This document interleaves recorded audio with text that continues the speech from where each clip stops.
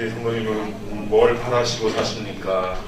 우리의 마음에, 우리 가정에, 우리 사회에, 이 한반도에 주님의 나라나 주님의 다스림이 오는 것, 그 한 가지를 기다리면서 사는 것이 참된 성도의 자세라고 생각합니다.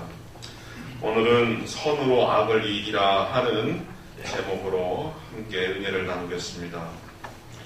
우리 성도님들이 거의 다 아시다시피 우리가 주님이라고 믿고 고백하는 예수님은 자신을 채찍질하고 욕보이는 사람들을 위하여서 하늘에 계신 성부 아버지께 기도하시면서 죽으셨어요.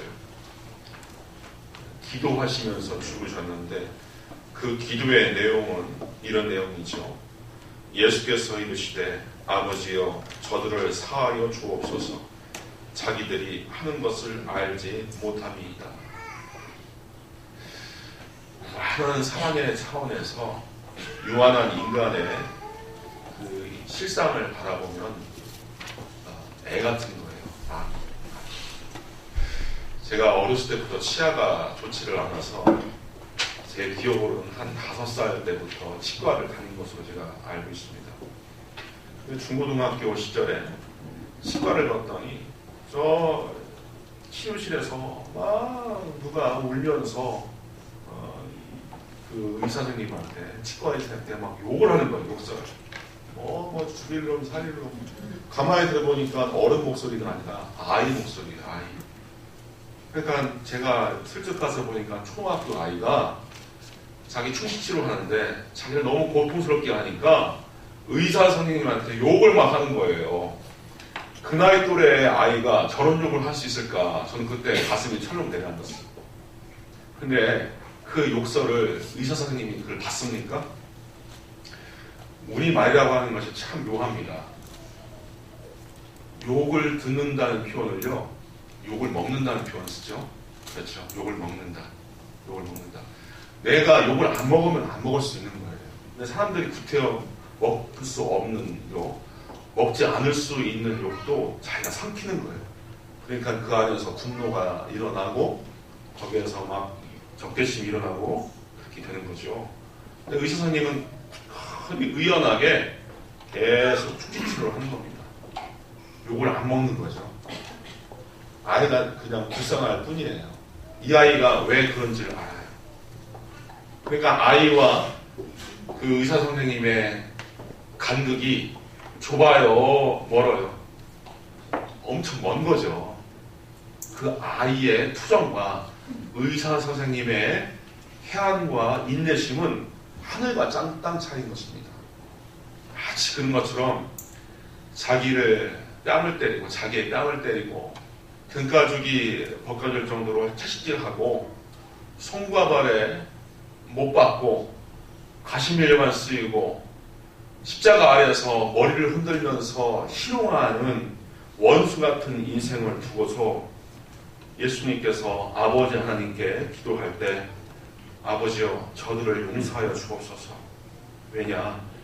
자기들이 하는 것을 알지 못하기 때문입니다. 이렇게 기도하시는 겁니다.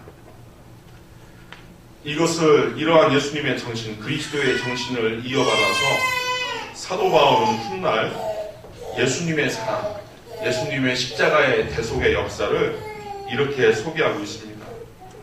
로마서 5장 7절 이하에 보면은 의인을 위하여 죽는 자가 쉽지 않고 선인을 위하여 용감히 죽는 자가 혹 있거니와 우리가 아직 죄인 되었을 때 그리스도께서 우리를 위하여 죽으심으로 하나님께서 우리에 대한 자기의 사랑을 확증하셨느니라. 대의 명분을 위하여서 국가와 민족을 위하여서 죽는 것도 쉽지 않아요.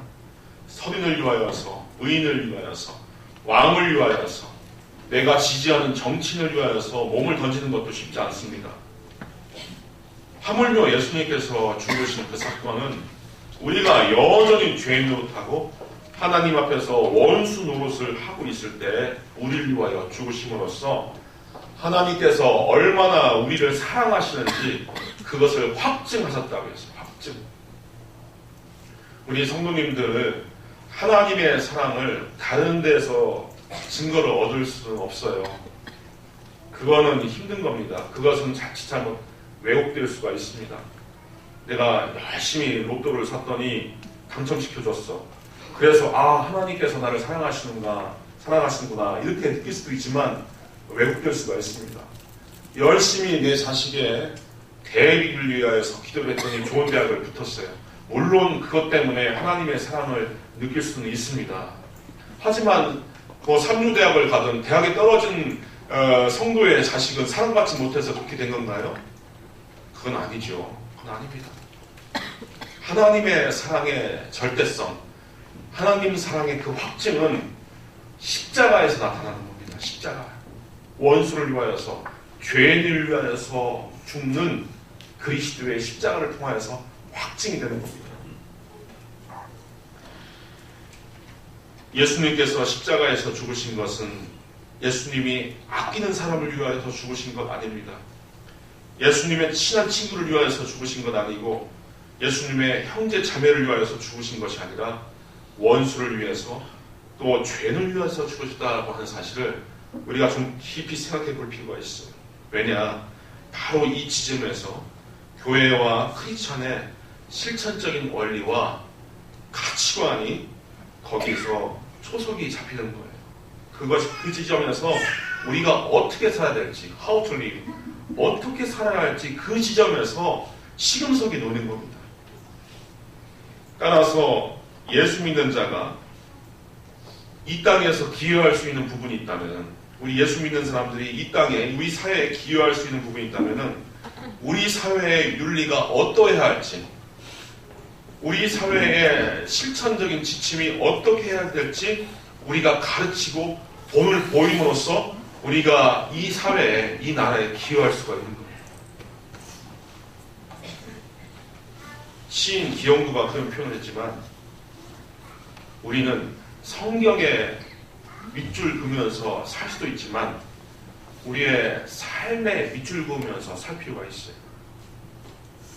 특히 이 이방인들이, 난크리스찬, 비기독교인들이 우리의 삶에 밑줄 쳐주면서 우리가 살아간다고 하면은 과연 우리는 이 세계에서 빛과 소금으로서 살게 된다, 이렇게 얘기할 수 있겠죠. 현재 이 지구와 시기에 어느 나라든 어느 사회에든 서로 다른 사람들, 각양 다른 인종 사이에 또 다른 문화, 다른 라이프 스타일, 서로 다른 생각, 서로 다른 이념, 서로 다른 계층끼리 부딪히고 갈등하고 분쟁하면서 너무나 시끄러운 세계를 만들어 놓고 살고 있어요. 이런 사회에 사람들의 삶의 모양새를 보면은 유유상종하고 끼리끼리 모여지는 것을 너무나 많이 보게 됩니다. 끼리끼리 모여집니다. 고귀한 사람은 고귀한 사람끼리 모여서 살고, 비루한 사람들은 비루한 사람들끼리 모여 살고, 한국 사람들은 한국 사람끼리 모여 살고, 외국인 근로자는 외국인 근로자끼리 모여 살고. 제가 배가 좀 많이 나와서 제 집에 갈 때 한 70중 팔고 제가 걸어서 갑니다. 요즘은 그냥 운동 삼아서. 올 때는 이렇게 같이 오고 집사람 태워서 보내고, 갈 때는. 근데 묘한 것을 한번 느껴봤습니다.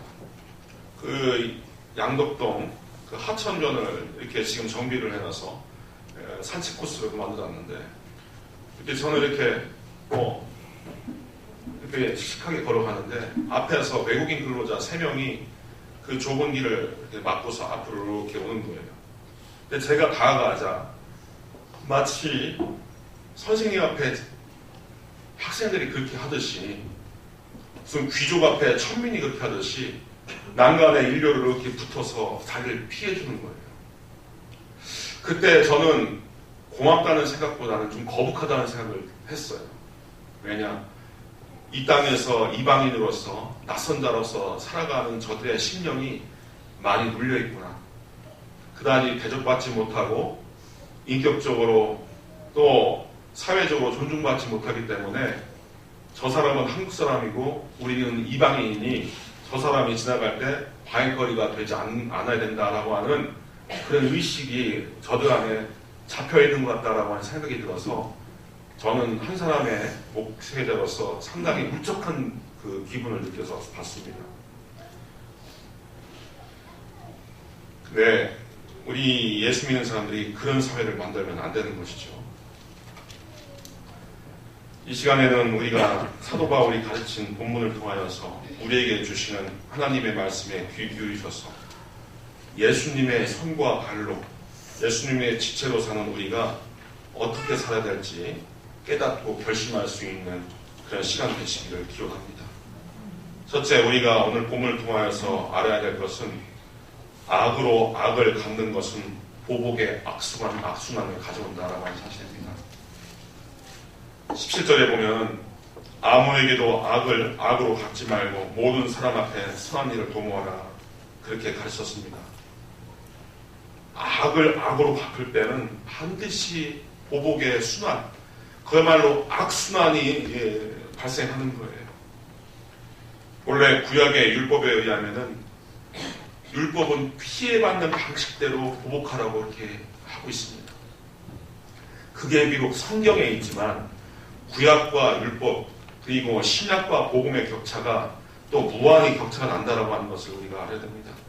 어떤 지점에는 구약의 율법이 신약의 복음에 도달하고 있지만 어떤 지점에는 상당히 멀리 있어요. 흔히들 사회적으로도 쓰는 말인데 근본주의 교회, 근본주의 교리 이런 얘기를 혹간에 듣는 우리 성도님들이 계실 텐데 근본주의가 별게 아닙니다. 성경을 문자적으로 믿고 축자 영감적으로 믿고 이렇게 있는 문제가 아니라 근본주의의 문제는 뭐냐면은 율법의 구약의 율법과 신약의 복음의 그 질적인 차이를 모를 때 근본주의가 되는 거예요. 무서워집니다. 무서워져요. 예수님은 율법을 완성하러 오신다고 했어요. 완성하러. 그러면 율법은 예수님이 오시기 전에 어떤 상태입니까? 미완성의 상태입니다. 미완성의 상태. 자, 우리 성도님들이 좀 그 미완성의 상태가 어떤 상태인지 좀 확 와닿게 좀 한번 한 가지 예를 들어볼게요. 우리 교우분들이 이렇게 돈을 모아서 저 성지순례를 간다고 합시다.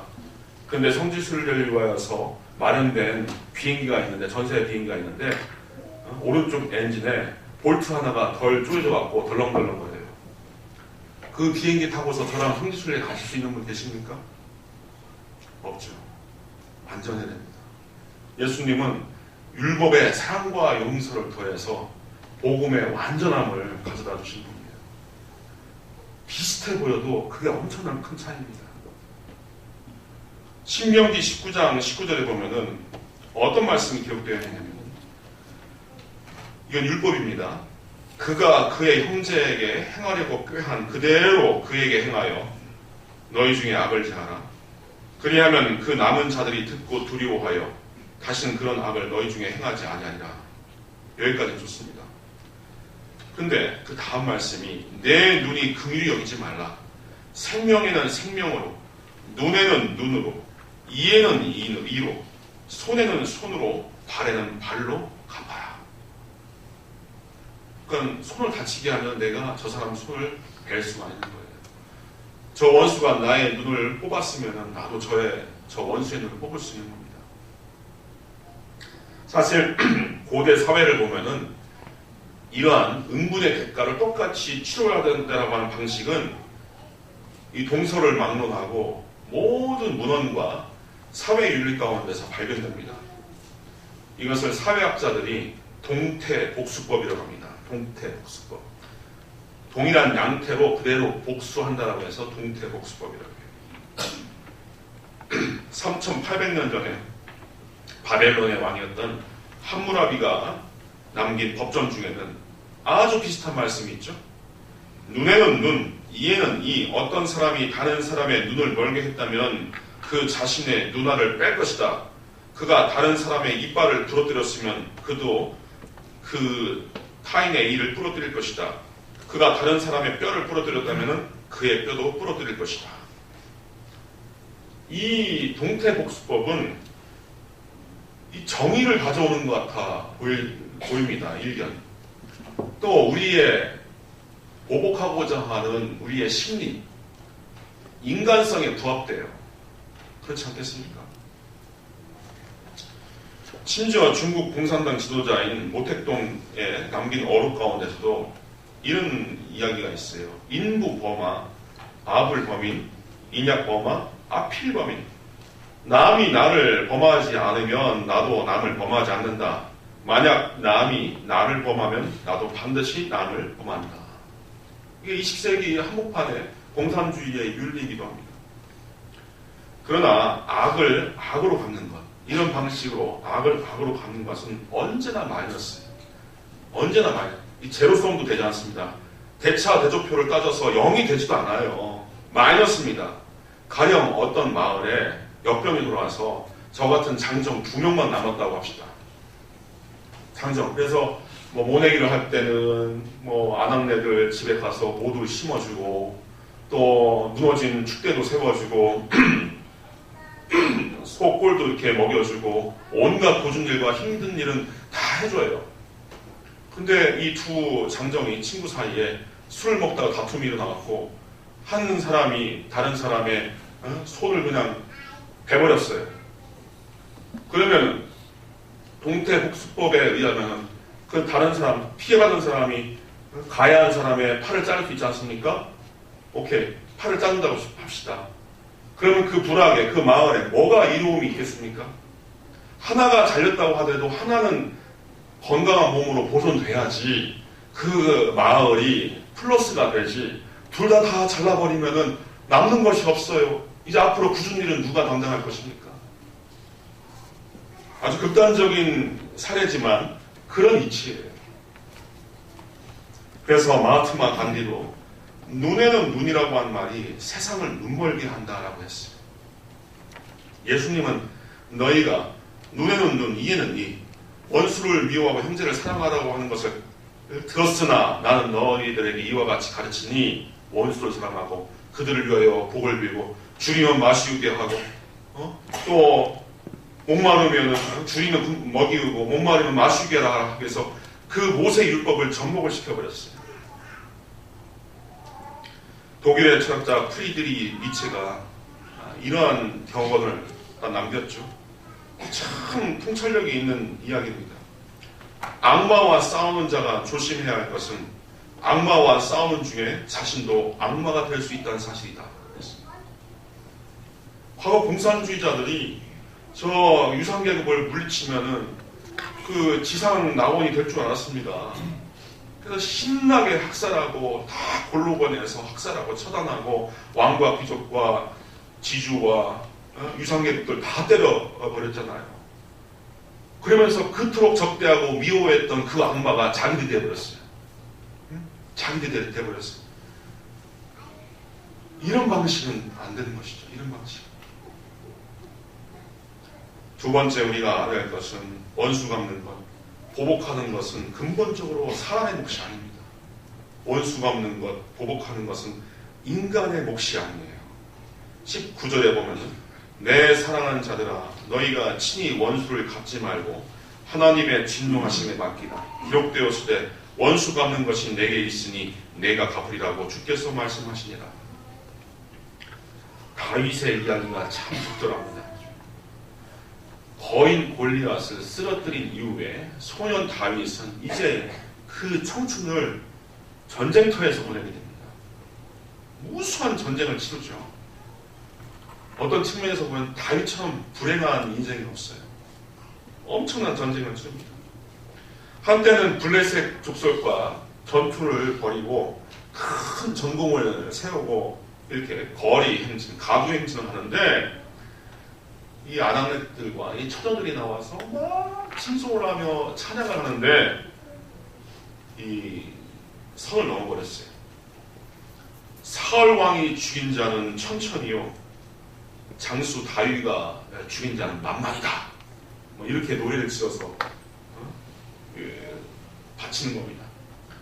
이 이야기를 듣고서 사울 왕이 그 마음에 적대심과 질투심이 생겨서 그 다음부터 다윗을 제거하려는 거죠. 그저 충성만 하고 그저 모두 이팔청춘 다 보내기까지 죽은 사울을 위하여서 헌신만 했던 다윗을 죽이려고 이제 쫓아다닙니다. 그것을 알고서 다윗이 이제 피난 다니는 거죠. 왜냐? 사울 왕의 아들 요나답이 다윗을 그렇게 사랑했어요. 그래서 다윗에게 알려줬다. 우리 아버지가 자네를 죽이려고 하니 도망가게. 그래서 또 수년 동안 도망을 다닙니다.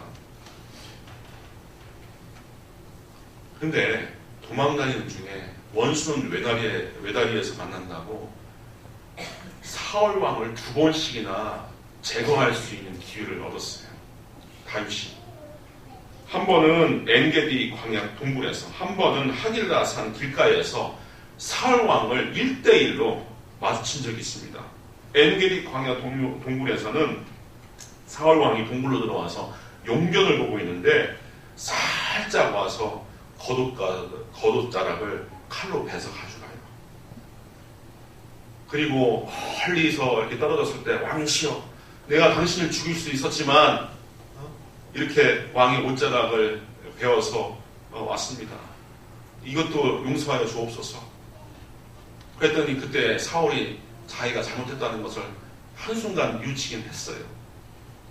그럼에도 불구하고 이 사람은 악신에 들려있는 상태라 또 다윗을 추격하고 또 죽이려고 했을 때 또 한 번은 하길라산 길가에서 진을 치고 잠을 자는데 다윗이 이 신하와 몰래, 참모와 몰래 들어와서 진중에 사울왕이 자고 있는 그 지점에 딱 쓴 거예요. 이때 아비스라고 하는 상수가 다윗에게 하나님이 오늘 당신의 원수를 당신 손에 넘기셨습니다. 그러니 내가 창으로 찔러서 이 왕을 단번에 죽이게 하소서. 이때 다윗이 뭐라고 얘기하냐? 내가 손을 들어 여호와의 기름 부음 받은 자를 치는 것은 여호와께서 금하시나니 너는 그의 곁에 있는 창과 물병만 가지고 가자. 해서 자기가 복수하지 않고 사울왕의 창과 물병을 챙겨서 또 나가요. 또 저 멀리 떨어졌을 때 왕이시여, 내가 당신을 죽일 수 있었지만 죽일 수 없었습니다. 이렇게 고백하니까 그때 사울왕이 크게 뉘우치죠. 결국 사울왕이 어떻게 끝났습니까? 블레셋 족속과 전쟁 중에, 그 극렬한 전쟁 중에 자기 아들 요나단, 아비나댓, 말기수아가 전사를 하게. 그리고 사울로 패전해서 이제 포로가 되어 우겨싸움을 당하니까 내가 저 할례받지 않는 사람에게 죽을 수는 없다. 그래서 옆에 있는 이 장교한테 이야기를 하죠. 참모한테. 야, 네가 나를 베라. 이 창으로 나를. 그랬더니 오들오들 떨면서 그걸 어떻게 죽여요, 왕을. 왕을 못 죽이니까 창을 거꾸로 해놓고서 거기다가 땅에 박고서 자기 몸을 찔러서 자기가 스스로 자결하고 인생을 마치죠. 이런 일들이 성경에 꽤 많이 나옵니다. 사실 믿음과 해안을 가지고서 하나님의 섭리를 관찰하면은 이 세상의 악인을 벌 주시는 분은 하나님이다라고 하는 것을 우리가 발견할 수가 있습니다. 이 세계의 섭리 가운데 하나님께서 악인을 벌 주시는구나라고 하는 것을 우리가 발견할 수가 있어요. 그렇다고 하더라도 그리스도의 무한한 사랑을 입은 우리에게 있어서는 원수를 처단해달라고 기도할 수는 없는 겁니다. 하나님께서 복수해 줄 것을 바라는 마음은 예수 믿는 사람이 품을 수 있는 마음이 아닌 거예요. 그것은 구약만 알고 신약의 복음을 모르는 유대교인들, 이 무슬림들은 그렇게 가능할 수가 있어요. 왜냐? 무슬림도 마찬가지고 유대인들도 마찬가지지만 그들에게 꾸란이나 율법에는 동태동용법이 아직도 살아있어요. 그냥 여기서 와서 폭격을 하면 또 저기 와서 또 폭격을 하죠. 서로 계속 그 보복의 악순환이 끊어지지 않는 겁니다. 계속. 세 번째, 예수님의 정신은 원수를 용서할 뿐만 아니라 원수를 위해야 한다는 거예요. 원수를 사랑하고 원수를 위하여 도모해 줘야 한다는 겁니다. 마태복음 5장 38절 이하에 예수님께서 분명히 가르치셨어요. 너희가 눈은 눈으로 이는 이로 갚으라 하였다는 것을 너희가 들었으나 나는 너희에게 이르노니 악한 자를 대적하지 말라. 누구든지 내 오른편 뺨을 치거든 왼편도 돌려대며. 대개 70~80%가 오른손잡이죠. 그래서 오른손잡이가 마주하고 있는 사람의 뺨을 치면은 그 사람은 왼편 뺨을 맞게 됩니다. 그렇죠? 왼편 뺨을 맞게 됩니다. 그런데 오른편 뺨을 맞는다는 게 뭔가? 유대인들이 상대에게 7배 더 강한 모욕을 주기 위해서 손등으로 쳐요. 손등으로. 손바닥으로 치면은 그것도 모욕이지만 더 큰 모욕을 주기 위해서 손등으로 칩니다. 그러면은 오른손잡이가 뺨을 친다고 하더라도 상대편은 오른편 뺨을 맞게 되는 것이죠. 그렇게 하더라도 왼편 뺨을 돌려대라. 너희를 고발하여 속옷을 가지고 가는 자는 겉옷까지 가지게 하라. 누구든지 너로 억지로 오리를 가게 하거든 그 사람과 심리를 동행하고 너에게 구하는 자에게 주며 너에게 꾸고자 하는 자에게 거절하지 말고 또 너의 이웃을 사랑하고 너의 원수를 미워하라고 하는 것을 너희가 들었으나 나는 너에게 이르노니 너희 원수를 사랑하며 너희를 박해하는 자를 위하여 기도하라. 이와 같이 그렇게 할 때 하늘에 계신 너희의 아버지의 아들이 되리니 왜냐하면 하나님께서 그의 해를 악인과 선인에게 비추시며 비를 의로운 자와 불의한 자에게 내려주시기 때문이다. 이렇게 예수님은 분명히 가르치셨어요. 역시 이 정신을 이어받아서 바울은 오늘 본문에 이렇게 교훈하고 있습니다. 20절 이하에 보면은 너의 원수가 줄이거든 먹이고 목마르거든 마시게 하라. 너의 원수가 굶주리거든 먹이고 목마르거든 마시게 하라. 그리함으로써 네가 숯불을 그 머리에 쌓아놓으리라. 악에게 치지 말고 선으로 악을 이라. 이 말씀 가운데 네가 숯불을 그 머리에 쌓아놓으리라 하는 대목이 있어요. 우리가 이미지적으로 이것을 받아들이면 하나의 복수의 형태가 아닌가 이런 생각이 들 수가 있습니다. 원수의 그 뜨거운 그 무시무시한 숯불을 막 쌓아놓는 거. 겉으로는 원수가 굶주릴 때 먹이우고 또 목마를 때는 마시게 함으로써 겉으로는 선행을 베푸는 것처럼 보이지만 그렇게 함으로써 그 머리에 막 숯불을 지글지글거리는 숯불을 쌓아놓음으로 하나님의 응징을 불러오는 거다. 이렇게 이해할 수도 있지만 아닙니다. 그게 아니에요. 문맥 전체를 보면 그 말도 아니거니와 옛날에 우리 과거에 성냥과 라이터가 없을 때 안악들이 해야 할 것 중에 하나가 그 부두막에 있는 불을 잘 지키는 겁니다. 그거 꺼뜨리면 혼나요. 근데 행여 부두막에 불을 꺼버리는 사람은 어떻게 합니까? 그 다른 집 가서 불 빌려야 됩니다. 똑같은 풍습이 있어요. 그래서 그 불을 빌리러 가는데 마침 원수가 오는 거예요. 원수가 정말 미워 죽을 것 같은 그 원수가 화로를 머리에 이고서 오는 겁니다. 그거 불 주고 싶습니까? 주기 싫습니까? 주고 싶지 않죠. 하지만 내 숯불을 잘 거두어서 차곡차곡 그 원수가 지고 온 그 머리 위에 화로에 숯을 쌓아놓으라. 쌓아놓는다라고 하는 것은 상당히 섬세하게 차곡차곡 쌓아준다고 하는 그런 의미가 있어요. 원어적으로 보면 그렇게 해서 돌려보내라 하는 뜻입니다. 미국 16대 대통령 에이브러함 링컨에게 에드윈 스턴튼이라는 하는 아주 못된 정적이 있었습니다. 대통령 되기 전에 변호사를 하고 있을 때 이 스턴튼이라고 하는 사람이 얼마나 링컨을 험뜯었는지 저자는 애송이요 시골뜨기고 무식장이다 막 이런 식으로 비방을 하고 다니는 겁니다. 링컨이 대통령 선거에 출마했을 때 그는 반대당이었던 이 민주당에 소속된 사람이었고 그 당시 법무장관으로서 정적 가운데서 가장 링컨을 싫어했던 사람이에요.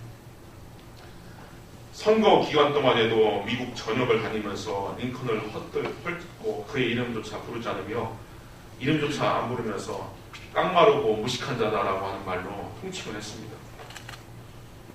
그런데 링컨이 대통령이 되고 나서 자기 행정부를 조직하면서 스턴튼을 국방부 장관에 임명을 하는 겁니다.